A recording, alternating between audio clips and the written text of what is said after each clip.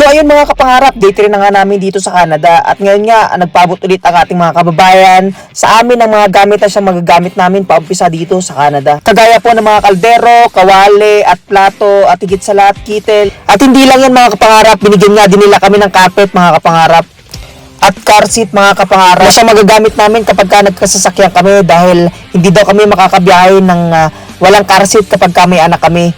At hindi lang yan, binigyan nga din nila kami ng stroller para kapag ka daw mag-grocery kami, hindi na namin bubuhatin si Hans at isasakay lang namin sa stroller. At hindi lang yun, nagabot din nga pala sila sa amin ng isang box ng plato at baso. At hindi lang yan, binigyan nga din nila kami ng air fryer na siyang magagamit namin. Napaka-bless nga namin mga kapangarap dahil lahat ng gamit na meron kami ngayon ay siyang binigay ng mga kababayan nating mga Pilipino na nandirito ngayon sa Canada. Napakabuti ng Diyos sa kanilang buhay mga kapangarap. At alam ko na ibabalik ng Lord ang kabutihan ng kanilang mga puso at ibabalik ng Lord ang pagpapala ng siksik, liglig at umaapaw pa dahil sa kanilang mga binigay sa amin mga kapangarap.